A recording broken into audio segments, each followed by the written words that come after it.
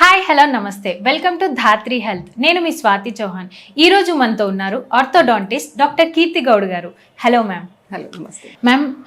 తాతల కాలం నుంచి చూసుకుంటే అప్పుడు బ్రషెస్ అంటే వేప పుల్లలే. ఇప్పుడు టెక్నాలజీ పెరిగి బ్రషెస్ వచ్చాయి, డిఫరెంట్ టైప్స్ ఆఫ్ బ్రషెస్ వచ్చాయి. ఇప్పుడు ఎలక్ట్రికల్ బ్రషెస్ కూడా వచ్చింది.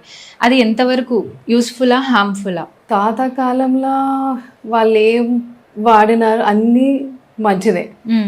ఆ కాలంకి అది మంచిదే. ఓకే. హెల్దీ మెడిసినల్ అన్నీ చూసుకొని వాళ్ళు వేప పూలలు ఎందుకు సెలెక్ట్ చేసుకున్నారు బ్రష్ చేయడానికి? So because it has medicinal properties, cleaning properties. ఇప్పుడు మనం మా లైఫ్లో ఉండరాదు. Technology is growing and technology is growing for good. మంచి కోసమే వస్తున్నాయి టెక్నాలజీస్, బ్రషెస్ వచ్చినాయి. So that is more convenient. ఇట్లా మనం బయట పోయి వేప పూలలు అవసరం లేదు. So we have paste and brushes, we're brushing. But technique correct use చేయడం ఇంపార్టెంట్. అండ్ టైమింగ్, టెక్నిక్ అది అన్నీ important. Electric brushes is more convenient because ఇది ఎలక్ట్రిక్. సో అది మాన్యువల్గా మనం you don't have to move it proper direction లా. దాని డైరెక్షన్ కరెక్ట్ మూవ్మెంట్ సెట్ అయి ఉంటుంది. So if you place it correct place కి పొజిషన్ చేస్తే అది కరెక్ట్ గా బ్రష్ అవుతుంది. సో ఒక అడ్వాంటేజ్ అంటే టెక్నిక్ తెలియని వాళ్ళు ఉంటే కూడా అది కరెక్ట్ టెక్నిక్ తోని బ్రష్ అవుతుంది.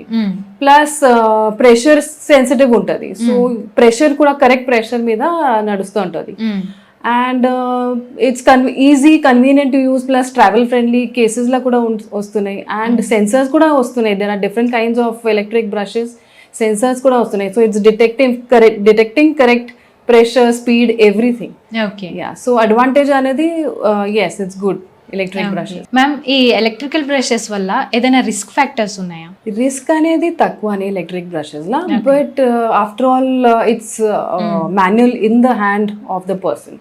సో దాని మీద కూడా if you're not putting adequate pressure, if you're putting too much pressure, ఎక్కువ టైం యూస్ చేస్తున్నారు అంటే దాని వల్ల కూడా సైడ్ ఎఫెక్ట్స్ కావచ్చు.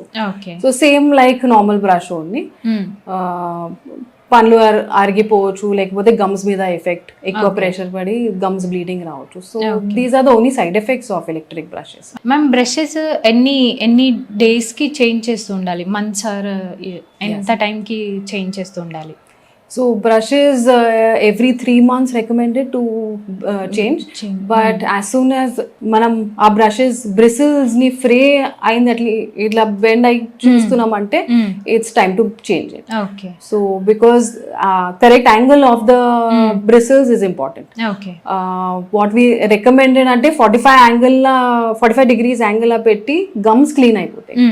So ఈ frayed bristles వల్ల there can be damage to the gums.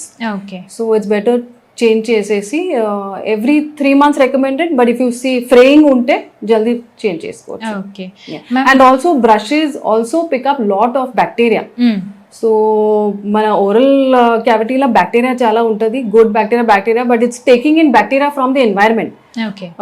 మన ఎయిర్ తోని బ్యాక్టీరియా డిపాజిట్ అయ్యి బ్రష్ మీద. So these brushes also need to be changed. Otherwise a lot of bacteria deposit brush మీద it can affect our oral health. Thank you ma'am, thank you so much. Thank you.